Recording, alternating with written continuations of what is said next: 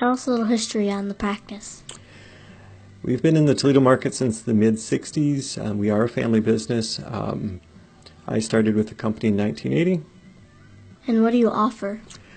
We do provide ocular prosthetics. Our youngest person we've ever worked with is a few days old, and that was due to a birth defect, and our oldest patient is 105 years old. So we see kids of all different ages and for all different reasons. We do offer ocular prosthetics as well as scleral shells. A scleral shell is something that fits over a damaged or disfigured globe. And then also for the babies that are born without eyes, we offer conformer therapy. How has your practice changed over the years? When I started back in the early 80s, we were more the accidents and injuries, both from car accidents and industrial accidents, were more of our focus, and today it's probably more age-related and disease. We do see a fair amount of injuries as well. And what are some innovations over the years? The technology has pretty much remained a constant over the years. What we're finding now is in the lab as we fabricate the prostheses, we do have some new equipment that seems to make things progress quicker. And probably the surgeons and the type of implants that are used. At the time of enucleation, the eye is removed, and then the doctor puts in an implant. And sometimes it looks like a little marble or a ball. And some of the newer ones actually have pores in them, so the tissues tend to grow into them, and that will help with the end motility. Do artificial eyes look more real these days?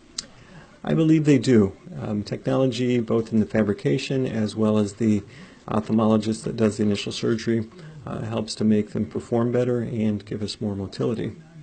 How often do people need a new one?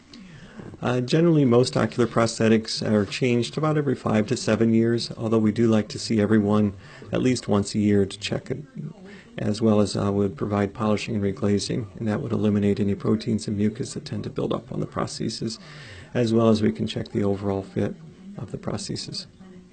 Is this program covered by insurance? Many times healthcares do help out with the cost of an ocular prosthesis, including the Medicaid system, Medicare, workers' comp, as well as private healthcare as well. What do you see in the future for this industry? Good question. Probably technology advances, maybe digital scanners of the orbit, and then 3D printers making the prostheses. Currently, they're pretty much made by hand, and so we would fabricate the prostheses here in our lab. And I can probably see in the future more technology doing the end product as compared to all people power or hand power.